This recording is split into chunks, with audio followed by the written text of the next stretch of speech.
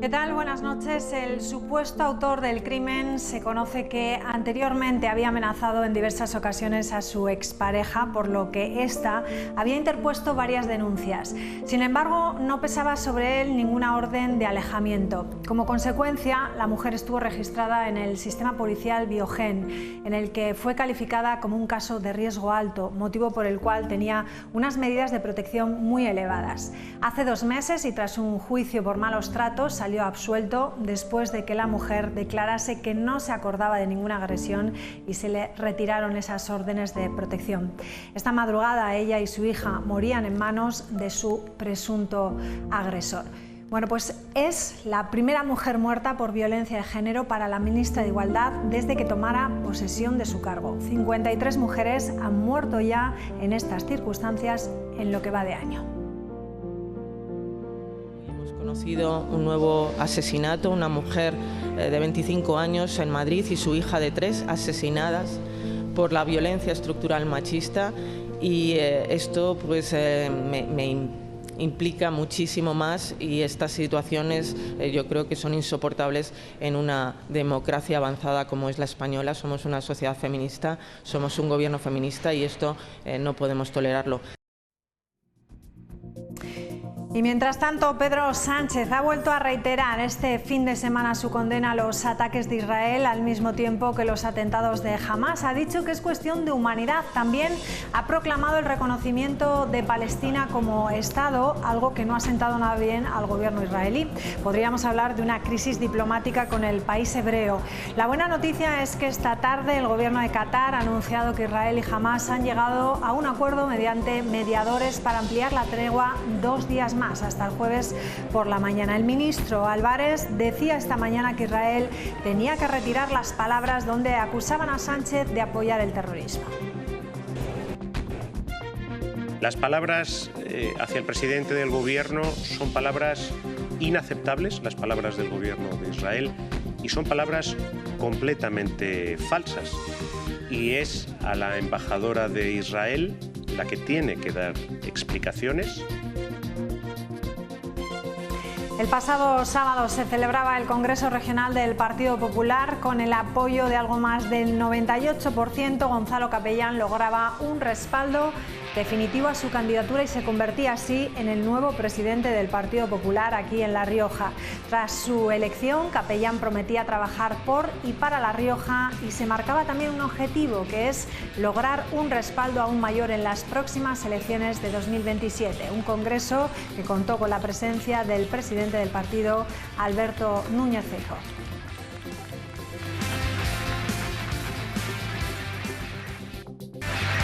Este partido supo anteponer los intereses de los riojanos a nuestras cuestiones internas, a la celebración de este propio Congreso, y nos comprometimos a hacerlo tan pronto como terminaran las citas electorales.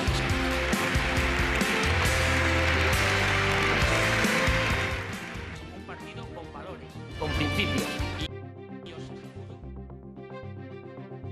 Bueno, pues tras su proclamación, Gonzalo Capellán dio los nombres de las personas que le acompañarán en el nuevo comité ejecutivo, que se ha reunido ya esta misma noche. 5 consejeros son vocales, además de los natos, que son los diputados y senadores actuales, y la presidenta del Parlamento riojano, Marta Fernández. También el actual alcalde de Logroño, Conrado Escobar, la portavoz del Ayuntamiento, Celia Sanz, y el presidente de Nuevas Generaciones, Rubén Gutiérrez.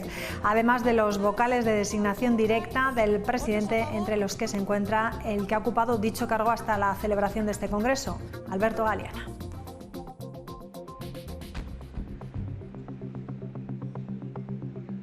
Y desde esta mañana la policía local va a intensificar en Logroño la vigilancia para controlar los vehículos aparcados en dobles filas, en zonas indebidas como calles peatonales, y va a multar también atentos por el mal uso de bicicletas y de patines, una medida que para algunos comerciantes es necesaria para destaponar las zonas de carga y descarga, mientras que otros ciudadanos creen que el problema está en la falta de aparcamientos.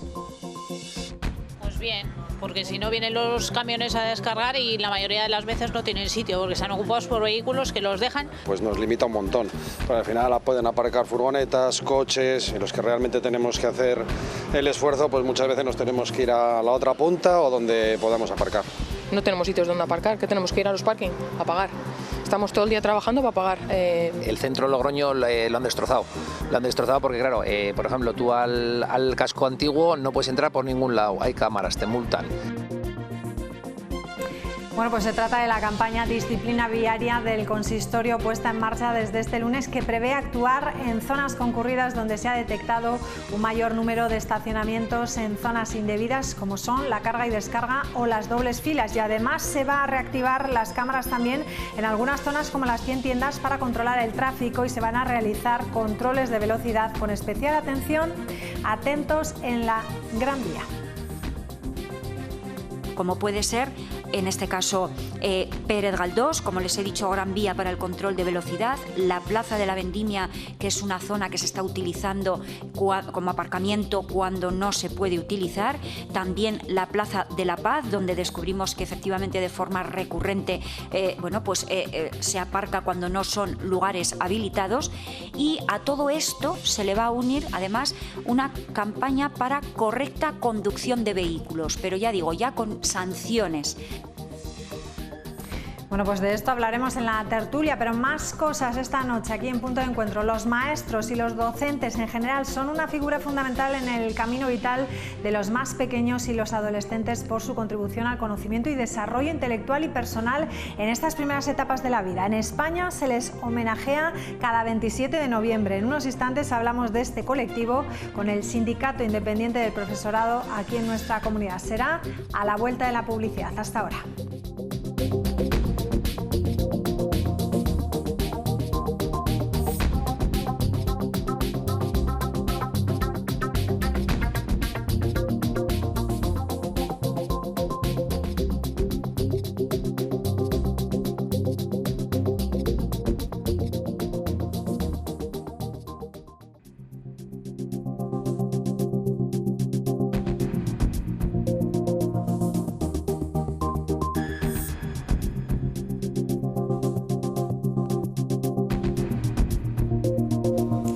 Diez minutos que pasan ya de las 9 de la noche, seguimos en directo aquí en Punto de Encuentro y vamos a hablar del Día del Maestro, del Día del Profesor, y lo vamos a hacer con el presidente de AMPE aquí en La Rioja, con Gustavo Navas. ¿Qué tal? Buenas noches. Hola, buenas noches. Bueno, hoy es un día para reconocer la labor de todos los docentes, pero a mí me gustaría saber, y con lo último que hemos visto en los últimos años, es cómo definiríamos hoy, después de lo que ha evolucionado la educación, ¿cómo definiríamos hoy al maestro y a su entorno? ¿Cómo definiríamos al maestro y a su entorno? Bueno, en primer lugar, felicitar a todos los maestros en su día por la labor que hacen en los centros. Y bueno, ¿cómo lo definiríamos? Pues lo definiríamos quizá por un estrés, ¿no? Porque desgraciadamente el maestro en los últimos años o en los últimos tiempos hemos visto que siempre está sujeto a cambios normativos que influyen mucho en su labor docente, ¿no? Mucho, y normalmente no para bien, ¿no? Sino exceso de carga burocrática. Entonces, bueno, yo creo que ese es el cambio que ha habido un poco en los últimos tiempos, ¿no? Aparte de adaptación a las nuevas metodologías, tecnologías, y lo que sí que echamos en falta es eso, más tiempo quizás para tutoría, para nuestros alumnos, y no tanto para trámites de burocracia, ¿no? Tanto papeleo. Hablabas del estrés. Tengo aquí algunos datos que varios estudios revelan que un 40% de los docentes reconoce haber sufrido ansiedad o agotamiento físico-mental, cosa que ha derivado también en muchas ocasiones en bajas. No solamente temporales, sino también hemos conocido a lo largo de este año, por ejemplo, diferentes bajas de maestro a nivel nacional. Por ejemplo, tengo una en el mes de octubre: un profesor de la ESO abandona por las faltas de respeto de sus alumnos. En septiembre, una profesora deja la docencia porque dice que sus alumnos le han vencido. Y también tenemos el ejemplo de otro maestro riojano que dice que deja la docencia ante el desinterés de los alumnos. Claro. Mi pregunta es, ¿qué está pasando? Bueno, nosotros el pasado día 16 presentamos el informe del defensor del profesor de AMPE y del curso pasado, y sí que hemos visto un incremento de esto que comentas, ¿no? De problemas de convivencia que al final, desgraciadamente, lo que provoca en los docentes es eso, ¿no? Es un hartazgo, es ansiedad, estrés, depresión y al final una baja laboral, y en algunos casos incluso dejar la profesión, ¿no? Algo que, bueno, Entonces, eso es lo que está pasando. Estamos viendo que los orígenes, bueno, hay problemas de convivencia por parte del alumnado, ¿no? El origen, por parte de las familias y dentro del propio entorno laboral. Entonces, al final, pues esas faltas de respeto, esas faltas de no dejarte dar clase, esas faltas de demandas, ¿no? O denuncias ante la administración, esas presiones por parte de las familias por las calificaciones, ¿no? Principalmente, todo eso al final lleva al docente a una situación de desamparo, porque la conclusión que nosotros llegamos desde el año 2005, que llevamos analizando esta situación, es que hay una indefensión y no hay por parte de la administración un programa, un plan efectivo para atender la salud mental de los docentes, cosa que es muy importante cuando se dan estos casos, que el docente tenga detrás ese respaldo jurídico, psicológico y laboral que necesita para poder salir de ellas, ¿no? y que no tengamos que llegar a estos casos que comentas, ¿no? Que desgraciadamente se dan. Hablabais de una violencia sutil, ¿a qué os referís en este caso? Claro, la violencia sutil es cuando ya damos por hecho pues, conductas que asimilamos como normales, ¿no? Esas faltas de respeto que vemos a veces en las aulas por parte del alumnado, las familias, la asimilación por parte de todos, ¿no? De la comunidad educativa y de la sociedad en general, de ese tipo de conductas. Eso no debe ser lo habitual. Y eso es lo que queremos denunciar y lo que animamos a los docentes a denunciar y a trabajar en corregir todo eso, ¿no? Porque no es normal que unos padres vengan a reclamar o de malas maneras esas calificaciones o las faltas de respeto hacia la persona del docente, ¿no? Dentro del aula. Entonces, eso es lo que tenemos que intentar evitar y corregir. Una de las primeras medidas que tomó el gobierno de Gonzalo Capellán fue modificar ese decreto de convivencia que había sido pues, tan criticado, ¿no? Por algunos lo que sectores. Modificó fue la orden, ¿no? En realidad, 2 artículos de la orden y que ha sido muy criticado, como bien indicas. Ha modificado dos artículos que nosotros creemos importantes y que es buena la modificación, como reclamaban muchos equipos directivos, que ante conductas extremadamente graves, ¿no? Para la convivencia, el equipo directivo tenga la posibilidad de expulsarlo del centro a esas personas y limitar el acceso a actividades que organiza el centro, ¿no? Como actividades extraescolares. ¿Por qué? Porque entendemos también que debe prevalecer el derecho a una educación de calidad del resto del alumnado, ¿no? Que no está en esa situación. Entonces creo que la modificación es buena y también por parte de la Administración así lo han expresado, ¿no? Su voluntad de negociar con los docentes todo este nuevo marco normativo de convivencia que quieren establecer. Y eso es que es de cajón, ¿no? Nosotros como tutores dentro del aula, cuando establecemos las normas de comportamiento, contamos con los alumnos. Ellos son quienes ponen las normas que ellos quieren tener en clase. Pues lo mismo, y eso funciona. Lógicamente, si implicas a la parte implicada, va a funcionar. Eso es lo que nosotros pedimos a la Administración para la convivencia, que cuente con los docentes y con sus representantes para establecer ese marco de manera definitiva y duradera, ¿no? ¿Pero por qué se dan tantas faltas de respeto por parte de los alumnos? Yo creo... ¿Ven que por esa falta de autoridad del profesor o porque...? Yo creo que es un conjunto de causas, no hay una causa concreta. Yo creo que es un problema de la sociedad en general, ¿no? Esa falta de valores, esa pérdida de valores, al final la autoridad, ¿no? Ya no se ve ni a los docentes o a sanitarios, ¿no? Que vemos otras veces también agresiones. Yo creo que no es la figura de autoridad lo que nosotros reclamamos del profesor como punitiva, ¿no? Sino como modelo social de conducta y modelo a seguir. Eso es lo que nosotros queremos. Entonces, yo creo que hay una pérdida de valores, ¿no? En general, y que se demuestra también en nuestro alumnado, ¿no?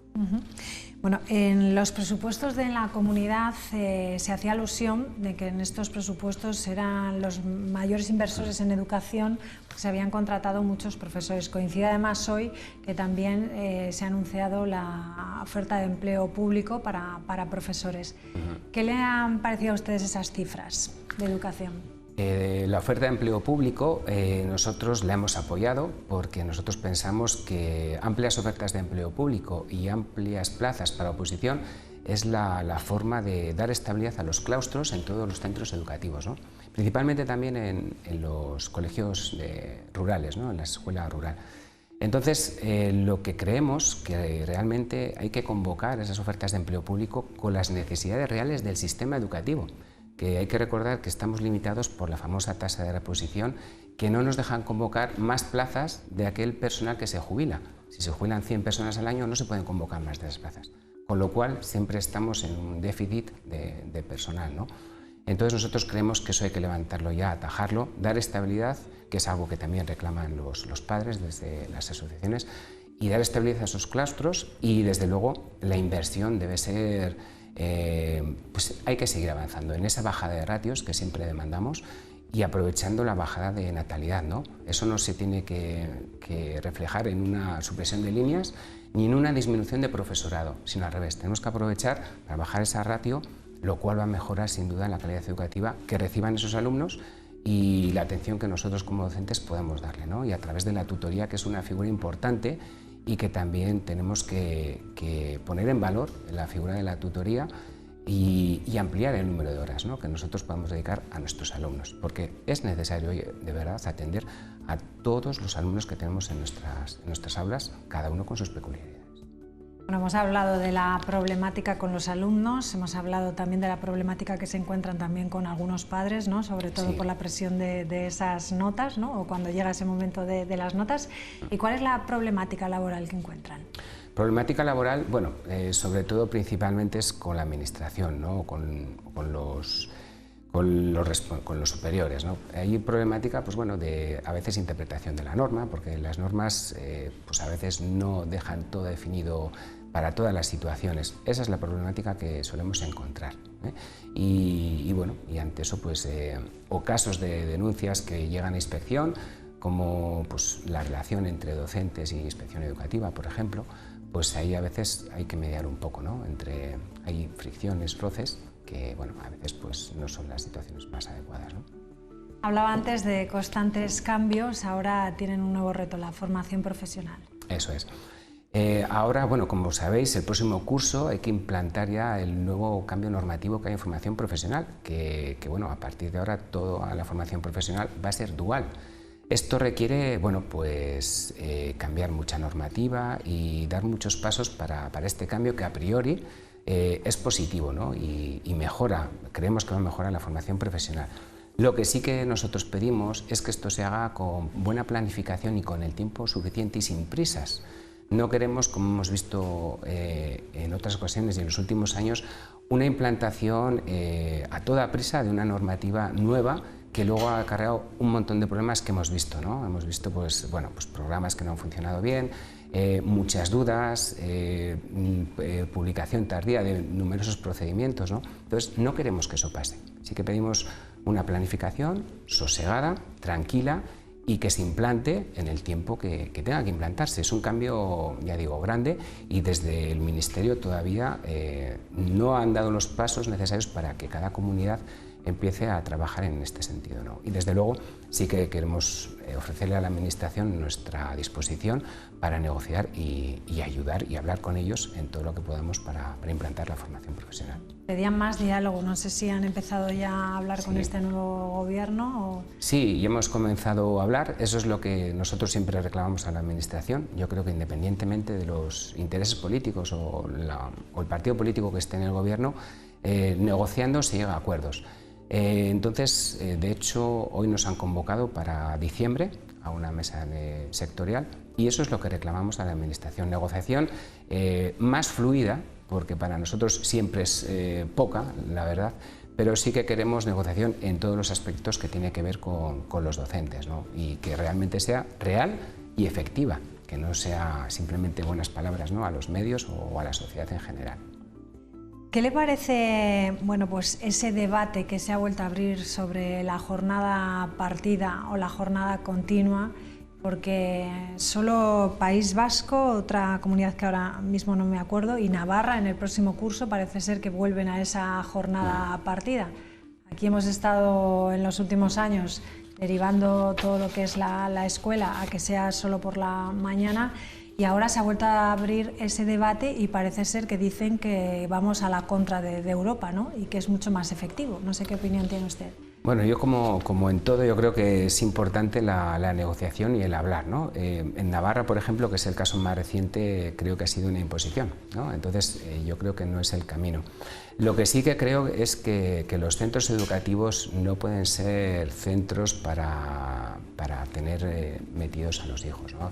Los centros educativos son eso, son centros educativos, no tienen una labor asistencial, ¿no?, como puede ser No puede ser, quiero decir, que un niño esté desde las 9 de la mañana hasta las 6 de la tarde o 7 en el centro escolar para que esté recogido. Dicho eso, hay informes que hablan que es mejor la jornada continua, otros que es mejor la partida.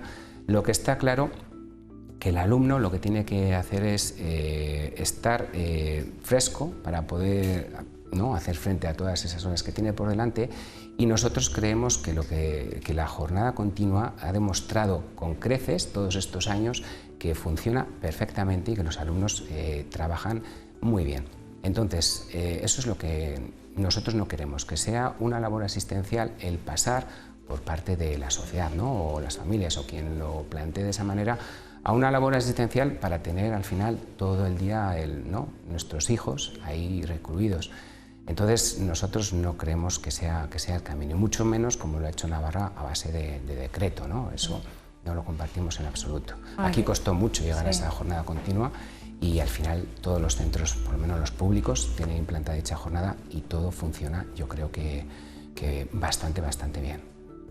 La otra comunidad que se me había olvidado, me ha venido ahora a la cabeza, es Cataluña. Cataluña y País Vasco tienen esa jornada partida y Navarra la va a tener el próximo año. Bueno, en Navarra lo justificaban diciendo que familias con el mismo sueldo, entre comillas, digamos, con el mismo poder adquisitivo, perdían mucho más dinero si tenían una jornada solo por la mañana, y luego que la brecha de género se abría más porque eran las mujeres las que se tenían que quedar cuidando a los hijos en casa.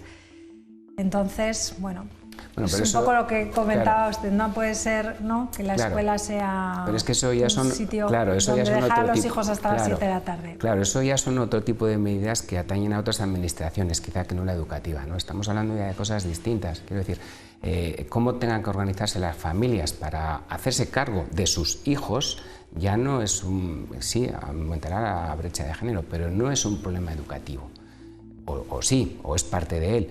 Pero no por ese motivo creo yo que tenemos que llegar a la jornada partida, Lo que tenemos que mirar en este caso es qué es lo mejor para el alumno. ¿El alumno realmente rinde de 9 de la mañana a 2?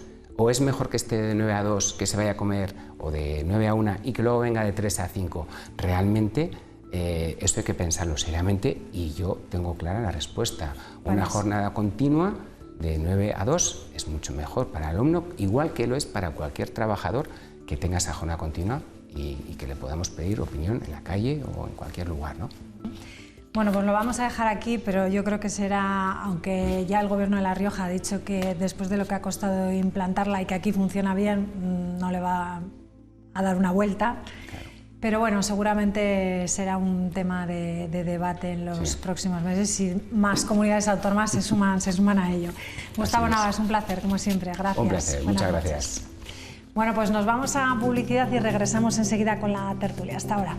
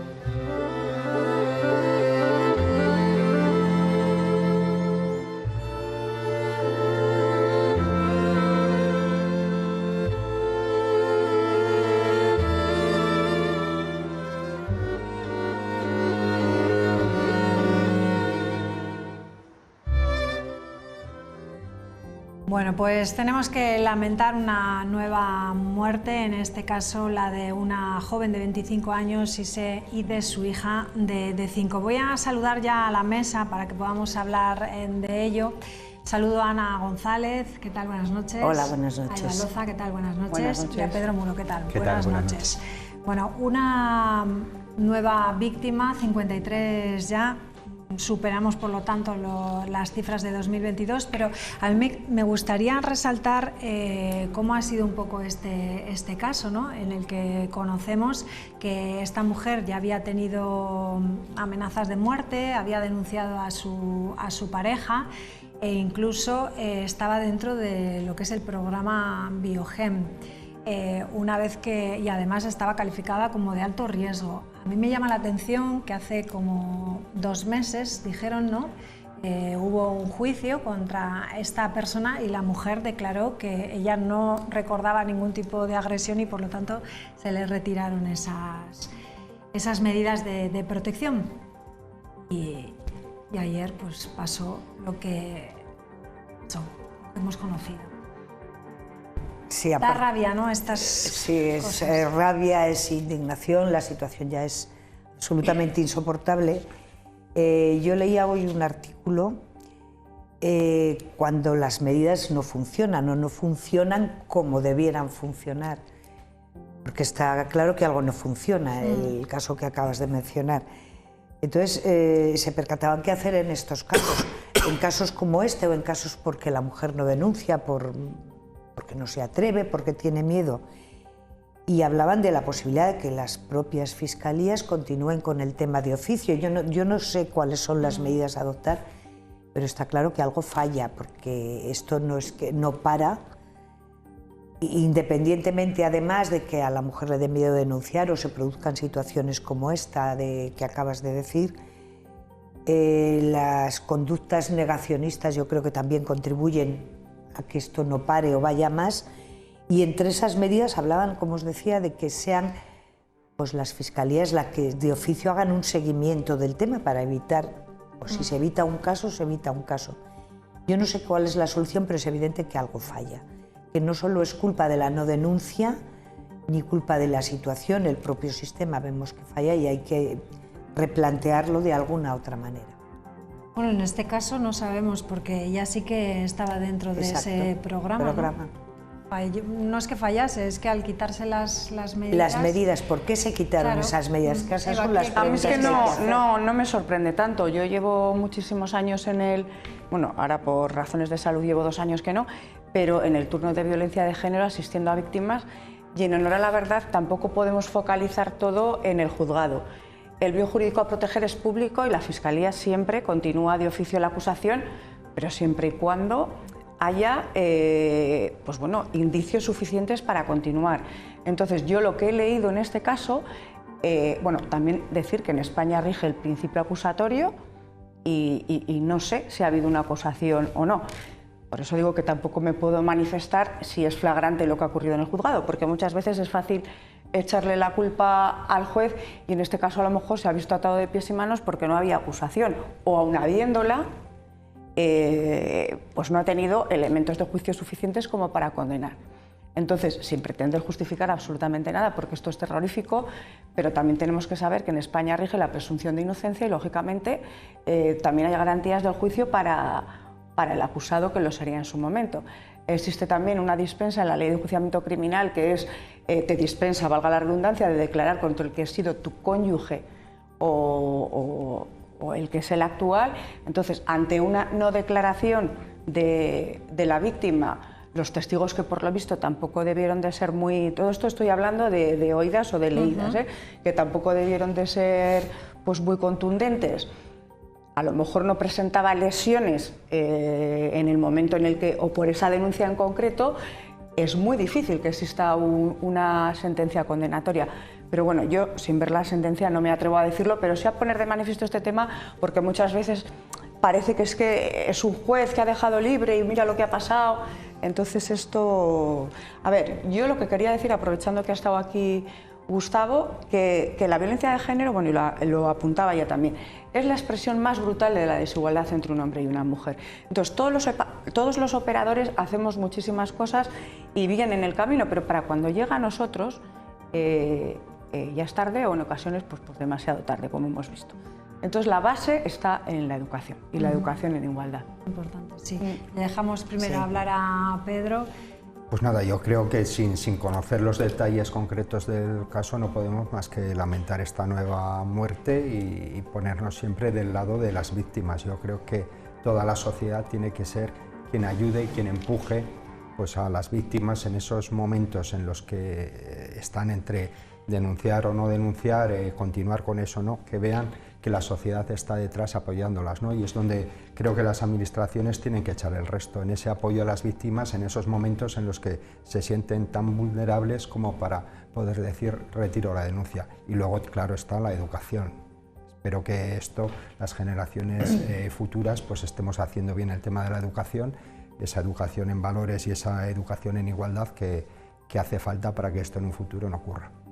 Tampoco pueden hacer nada si tú estás en un riesgo extremo de violencia y de repente lo que dices no sigue esa denuncia, no se puede hacer nada, ¿no? A ver, las denuncias, sin ánimo de corregir a Pedro, ni muchísimo menos, las denuncias no se retiran, o sea, no existe eso, o sea, no se puede hacer. Eso es una expresión muy coloquial de ha retirado la denuncia. La denuncia nunca se retira. De lo que estamos hablando es de lo que decía yo de la dispensa. Si esta mujer en el momento que tiene que declarar, que es el juicio oral, decide acogerse a ese derecho a no declarar, lo tiene complicado el juez para condenarlo. Si no hay otras pruebas periféricas que avalen, porque la víctima no actúa, ha sido denunciante, pero actúa como testigo también dentro del procedimiento. Que con esto no quiero justificar ni muchísimo menos lo que parece que efectivamente pues es No, yo quería decir que no me refería tanto a si falla el sistema judicial, sino a todo el engranaje desde el principio. Tenemos unas leyes contra la violencia de género, que a lo mejor hay algún aspecto que hay que revisar en todos los actores que llevan este recorrido hasta poder proteger a la víctima. Es lo que me refiero, que igual hay que revisar qué pasos no damos. Y por supuesto, la base y el punto número 1 es educación, educación y educación. Es que no queda otra. Así es. Bueno, vamos a cambiar de asunto. Vamos a ese congreso que se celebraba este sábado, el Congreso Regional del Partido Popular, y con el apoyo de algo más del 98%, Gonzalo Capellán lograba ese respaldo definitivo a su candidatura y se convertía en el nuevo presidente del Partido Popular riojano. Tras su elección, Capellán prometía trabajar por y para La Rioja y se marcaba un objetivo: lograr un respaldo aún mayor en las próximas elecciones de 2027. Estamos viendo ahora mismo esas imágenes del comité ejecutivo que se ha celebrado esta misma tarde en el Partido Popular, un comité ejecutivo después de ese congreso del fin de semana que sucedía tal y como vamos a ver. Se han emitido 596 votos válidos, de los cuales 587 han sido a favor de la candidatura de Gonzalo Capellán de Miguel. La candidatura de Gonzalo Capellán, la única que se había presentado al Congreso, lograba el apoyo de la mayoría de los afiliados. De esta forma se ponía punto final a una etapa de división del partido que se inició hace algo más de un año con la presentación de la candidatura de Capellán a presidir el gobierno de La Rioja. Tras su proclamación, Capellán prometía no defraudar ni a su partido ni a los riojanos. Y no os voy a defraudar. Y os aseguro que voy a trabajar día a día para llevar al Partido Popular a las cotas más altas de confianza de la sociedad riojana en los próximos años. El nuevo presidente habló de valores. No entiendo la política sin corazón, no entiendo la política sin alma, no entiendo la política sin fe, no entiendo la política sin credibilidad. También de ética, política y de igualdad. Cuando se sacrifican los intereses generales a los particulares, cuando se ponen en riesgo la igualdad entre todos, los gobiernos pierden su legitimidad democrática. Palabras que ratificó el presidente del partido, Alberto Núñez Feijóo, quien criticó duramente a Pedro Sánchez, primero por su reciente visita a Oriente Próximo. La diplomacia no es viajar a un país que está en guerra para sembrar la discordia y plantear una propuesta unilateral simplemente porque te lo exigen los socios minoritarios. Y después por unos pactos de gobierno que crean muros, dijo, y humillan al país. Eso de ir a sellar la cartilla suiza para que me prorrogue el mandato de presidente de gobierno es la mayor humillación a la que ha sometido el señor Sánchez a la nación española en la historia de nuestra nación. Bueno, pues así transcurría este congreso donde no hubo sorpresas. Gonzalo Capellán se erigía como presidente y Alberto Núñez Feijóo, que hablaba en clave política nacional y hablando de esas posibles reuniones que tendrán lugar la próxima semana. Está previsto, ¿no?, esos mediadores en Suiza. Pedro. Bueno, pues un congreso sin sorpresas, ¿no?, que le hacía falta al Partido Popular. Y bueno, al final un congreso que se dirime así con un solo candidato pues se convierte en un acto de comunicación, tanto interna como externa, los propios pues digamos contentos y también esos mensajes que hemos visto que se aprovechó para lanzar con la visita del presidente del Partido Popular a nivel nacional, que tienen ese calado nacional, ¿no?, aprovechando ese acto. Sí, sin sorpresas, y lo difícil hubiese sido lo contrario. Teniendo en cuenta de dónde venía el Partido Popular después de las crisis, el nombramiento del actual presidente para candidato a la presidencia de La Rioja y cómo se ha resuelto tras las elecciones de mayo, evidentemente nadie iba a levantar la mano a decir nada en contra. Los resultados fueron espectaculares para el Partido Popular y lo difícil hubiera sido no tener los apoyos que tuvo. Además, a diferencia de otras comunidades autónomas, el Partido Popular aquí está muy cómodo porque tiene mayoría absoluta, no tiene que contar con Vox, con lo cual el camino lo tiene suave y esperemos que con la crisis resuelta, o por lo menos cuando se está en el gobierno con estos resultados, las crisis no afloran, afloran cuando los resultados son peores. Entonces el congreso fue lo que se esperaba, por supuesto. Ha sido un congreso también que ha dolido a los que se fueron, ¿no? Porque era una candidatura... Claro, es que los que se fueron ya no están. Ya no están, los que se fueron ya no están. Y esos 4 o 5 votos nulos o en blanco, pues pudo ser una equivocación, sin más, a la hora de emitir el voto. Los que se fueron no están, y los que se mostraban críticos en estos últimos 4 años, pues se han integrado, y si no se han integrado, asumen lo que hay, que además es un resultado pues muy favorable para ellos. Eva.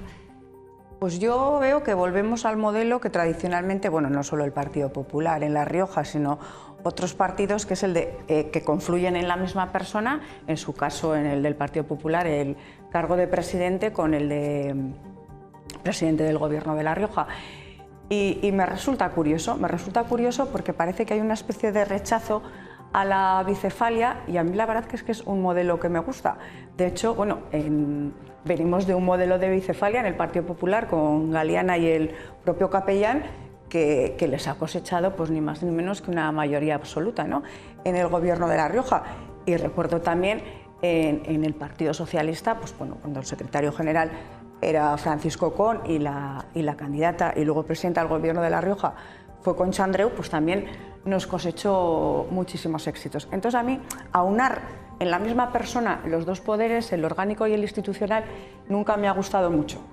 No por aquello de la acumulación de cargos, que creo que es uno de los cánceres de los partidos, la acumulación de cargos, sino por ese exceso de celo que hay sobre el control interno, que creo que muchas veces a los partidos los aleja de nuestro verdadero objetivo, que es la ciudadanía. En todo caso, a Gonzalo Capellán lo conozco desde hace muchísimos años, él sabe que goza de todo mi respeto, reconocimiento y cariño, y bueno, pues desde aquí mi enhorabuena y aciertos, que sean un poco menores que los nuestros y ya está. Bueno, y un congreso además que sirvió para que Alberto Núñez Feijóo confirmara su decisión sobre el futuro de la riojana Cuca Gamarra. Cuca ha sido una magnífica secretaria general a tiempo parcial y ahora va a ser una excelente secretaria general a tiempo completo. A tiempo completo.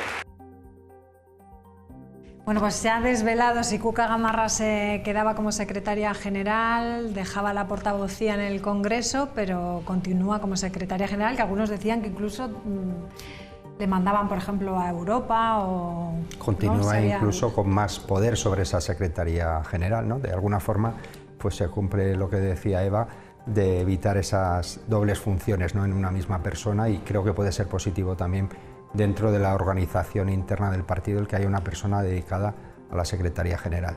La portavocía venía de una época en la que Alberto Núñez Feijóo no estaba como diputado dentro del Parlamento y no podía dar la réplica. Bueno, pues ha sido un modelo también que ha funcionado y que ahora pues viene un tiempo de oposición en el que hace falta otro, ¿no? Y yo creo que es acertado el poner a dos personas distintas, una en cada ámbito. ¿Pensáis que le da más poder, reafirma el poder de Cuca Gamarra dentro del Partido Popular? Más poder orgánico seguramente sí, bueno, el mismo que tenía, pero con más dedicación, con dedicación exclusiva. Lo que no sé yo, la proyección de ese poder cara al exterior, al perder la portavocía en el Congreso, quizá pierda también el poder mediático que ahora podía tener. En cualquier caso, yo creo que los partidos políticos, los grandes partidos políticos, como decía ella, un poco en todos los casos, hacen muy poca autocrítica. El que se mueve sale muy poco en la foto, me da igual en un partido que en otro. Y cuando se producen resultados favorables o congresos como este de ayer, pues con todo el mundo a favor, con unos resultados favorables, como decía, es difícil que el congreso salga mal.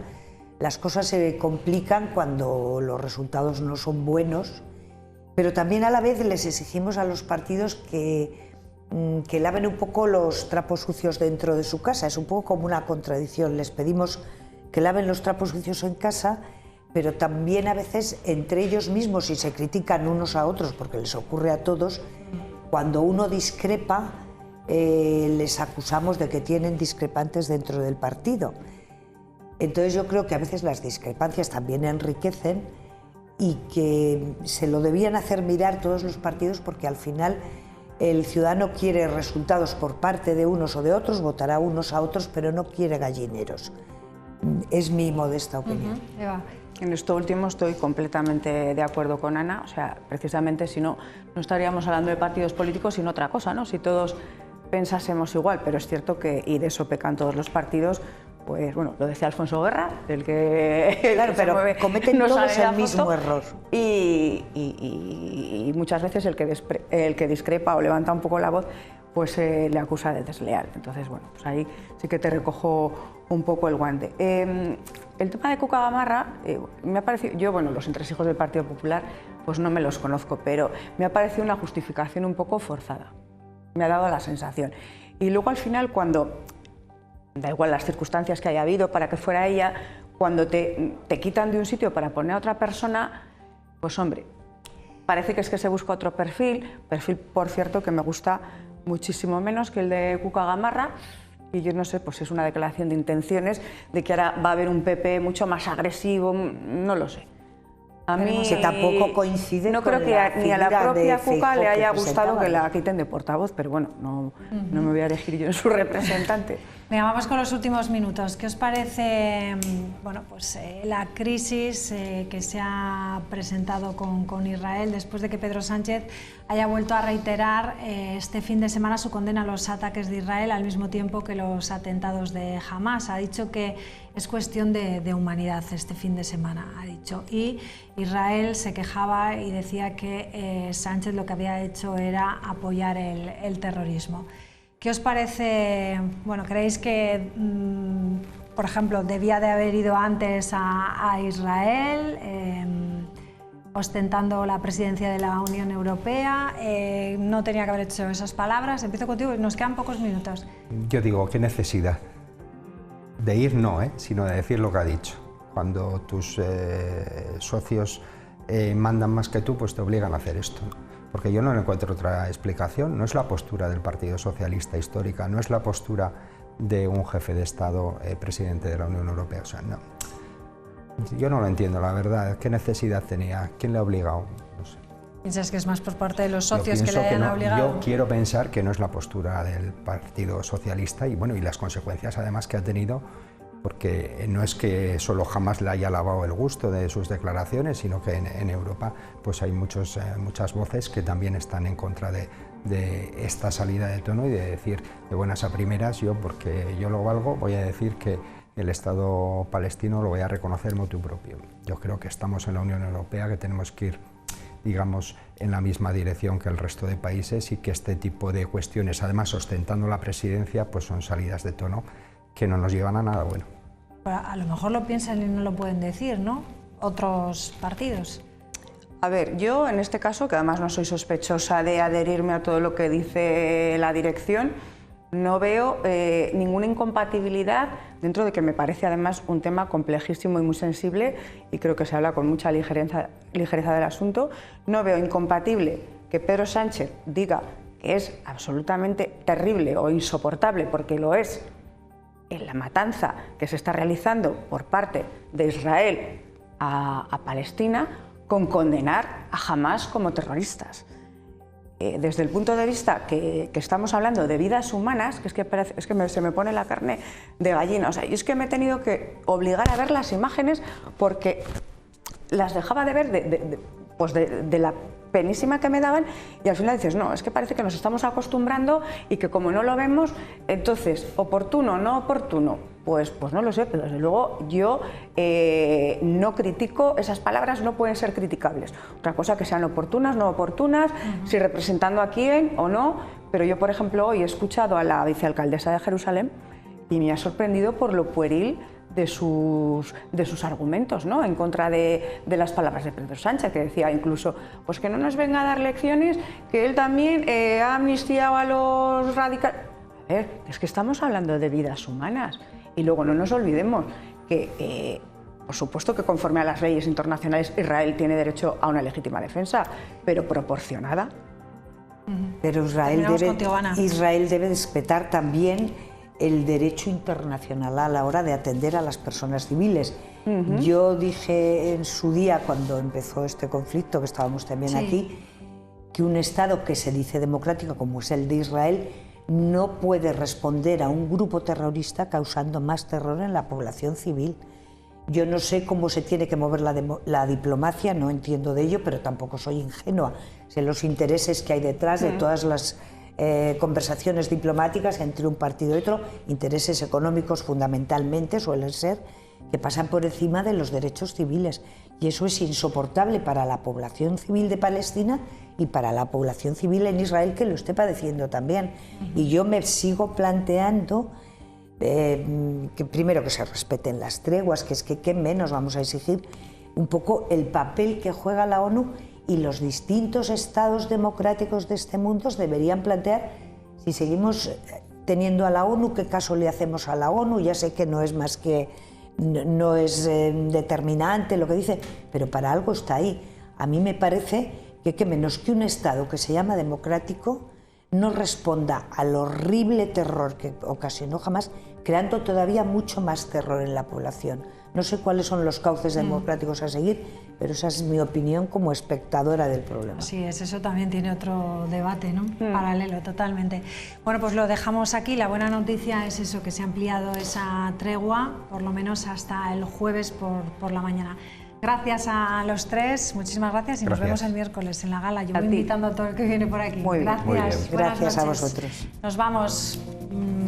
Nos vemos, eso sí, en la gala, porque mañana no vamos a estar. Mañana tenemos balonmano. No, sí, balonmano. Balonmano mañana. Así que nosotros no estaremos. Nos vemos el miércoles. Adiós. Buenas noches.